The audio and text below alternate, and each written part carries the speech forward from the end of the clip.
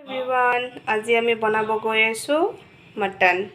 এয়া হ'ল মটন আৰু এয়া আদা, নহৰু, জিৰা, ধনিয়া আৰু এইটো গৰম মছলা আৰু এয়া পিঁয়াজ কাটি লৈছোঁ আৰু এয়া আলু আৰু এয়া কেৰাহীত আমাৰ তেল গৰম হৈ আছে। তেলত আলুটো আমি ৰঙচুৱাকৈ অলপ ভাজি ল'ম যাতে দেখিবলৈ আৰু খাবলৈও ভাল হয়। অকণমান নিমখ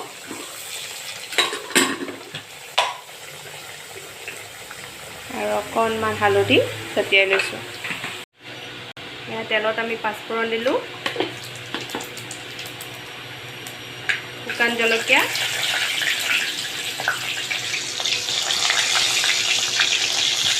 তেজপাত আৰু গৰম মছলা।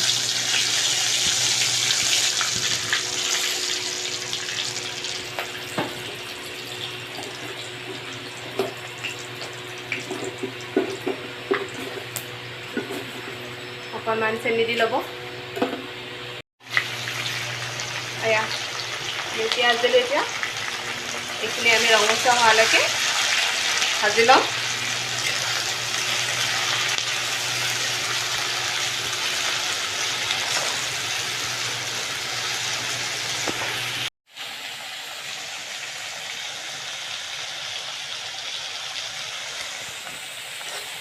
এয়া আদা নহৰু দিব ওলাইছোঁ।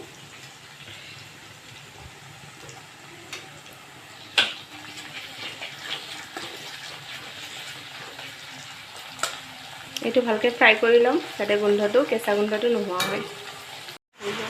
এতিয়া আদা নহৰু আৰু পিঁয়াজ ভাজা হৈ গ'ল। এতিয়া আমি মাংসখিনি দি দিম।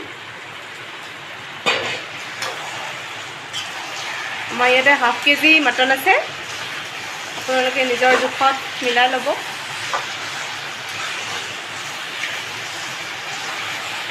এইখিনি এতিয়া আমি ভালকৈ ফ্ৰাই কৰিম। এয়া এতিয়া আমি জুইৰ ফ্লেমটো কমাই ল'ম আৰু এনেকৈ আধা ঘণ্টামান আমি ভাজি থাকিম যাতে ইয়াৰ পৰা পানীটো ওলাই যায় আৰু ধুনীয়াকৈ ফ্ৰাই হৈ যায়। এতিয়া আমি এনেকৈ ঢাকনি লগাই লগাই ভাজি থাকিম।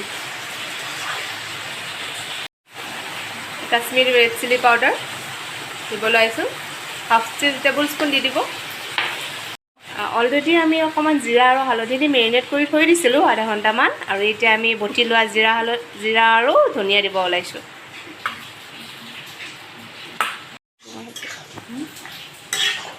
পানী ওলাইছে অলপ অলপ।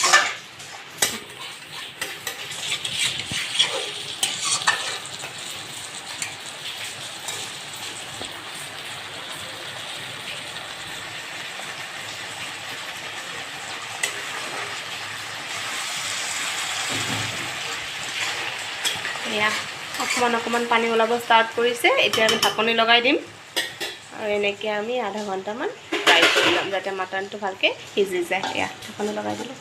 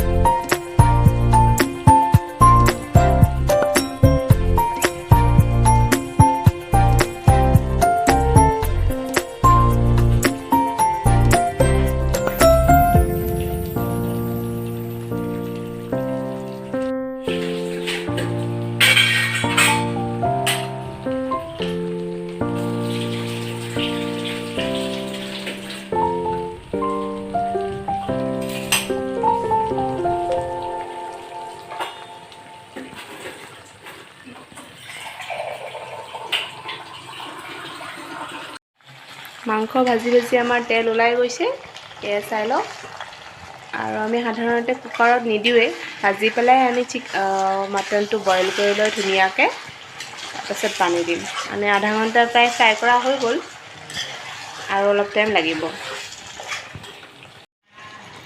আলু প্ৰায় আমাৰ সিজি আহিছে, এয়া আৰু অলপ লাগিব ভাজি ভাজি মাংসটো সিজাই ল'ম। মাংসটো এতিয়াও সিজা নাই, বাকী। এই পোলাও কাৰণে বাচমতি ৰাইচ লৈছোঁ, ধুই পেলাই অকণমান জৰজৰীয়া কৰি লৈছোঁ, পানীটো যাতে ওলাই যায়। আৰু মটৰ, কেঁচা মটৰ, আৰু ইয়াতে গৰম মছলা আমি লৈছোঁ, জিৰা, ব্লেক পেপাৰ, কাৰ্ডামম, ইলাইচি, লং, তেজপাত, দালচেনি, আৰু ইয়াতে আছে আমাৰ ষ্টাৰ এনিছ আৰু জায়ফল, আৰু ইয়াত কাজু, এলমণ্ড আৰু কিচমিচ, আৰু পৰিমাণৰ 2 চামুচ আমি ঘি ল'ম।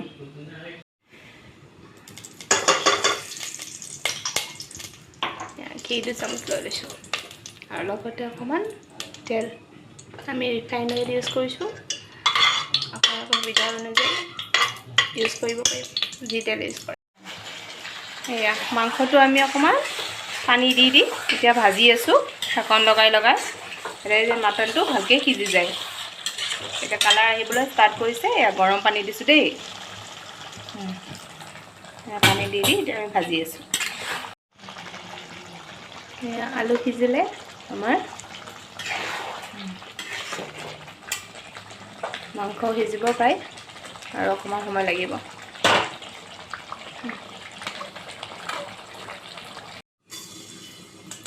তেল গৰম হৈ গ'ল, ইয়াতে চেনি দি লৈছোঁ।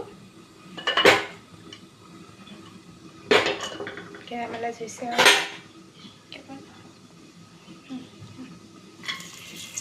গৰম মছলা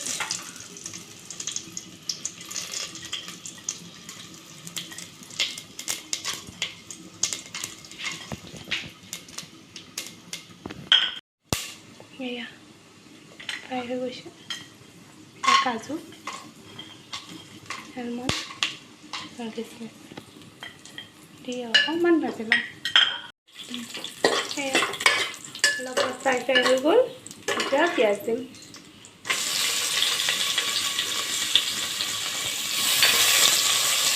পিঁয়াজটো ভালকৈ ৰঙচুৱা হোৱালৈকে ফ্ৰাই কৰি ল'ম। মাটনটো আমাৰ সিজি আহিলে, এতিয়া আমি গৰম পানী দি দিম। এইটো ফাইনেল পানী। তাৰপিছত ভালকৈ উতলাম, যাতে মাংসটো ভালকৈ সিজি যায়। জোখ হিচাপে দিব। উতল আহিব এতিয়া।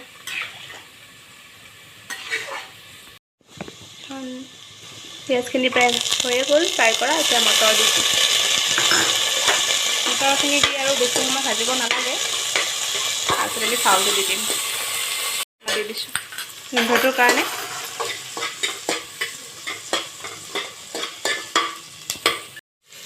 এয়া এতিয়া চাউল দি দিলোঁ আমি।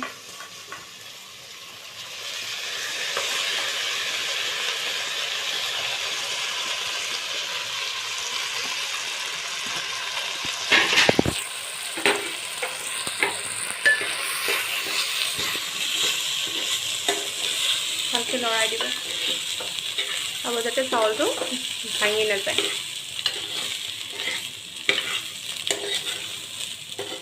আপোনালোকে যদি ইয়াতে চেনিটো, মিঠাটো আচলতে যদি বেছিকৈ খাব বিচাৰে তেতিয়া চেনিটো দি দিব। আমি অলপ মিঠা হ'লে ভাল পাওঁ, তো এয়া চেনি দিছোঁ অলপ। আমাৰ ধুনীয়া এতিয়া উতল আহিব ধৰিছে, দেখা পাইছে আপোনালোকে। ধুনীয়া কালাৰ আহিছে, তেলটো একদম ওপৰত আহি গৈছে। খাবলৈ খুব ধুনীয়া হ'ব চাগে। এতিয়াও খোৱা নাই আমি। বটি লোৱা গৰম মছলা আমি এতিয়া দিব ওলাইছোঁ ফাইনেল। এক চামুচৰ ভিতৰত দিছোঁ আৰু আমি। এতিয়া আমি অলপ উতলিব দিম।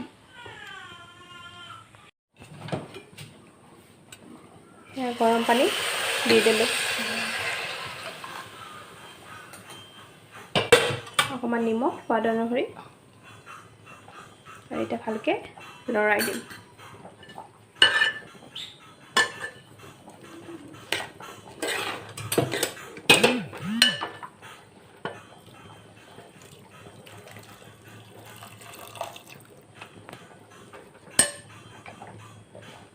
এইফালে আমাৰ মাংস তুলি আছে, ধুনীয়া কালাৰ আহিছে।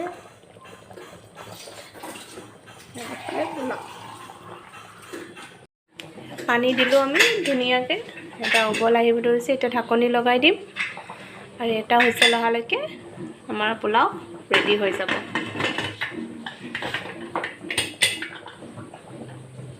এতিয়া আমি জুইটো আমাৰ বঢ়ুৱাই আছে, অকণমান কমাই দিম। এয়া পোলাও আমাৰ ৰেডি হৈ গ'ল, গোন্ধ ধুনীয়া আহিছে। এতিয়া খালেহে গম পাম। আৰু এয়া মাটন এইফালে, কালাৰ খুব ধুনীয়া আহিছে। চাই লওক, খাই পেলাই আমি ৰিভিউ ক'ম।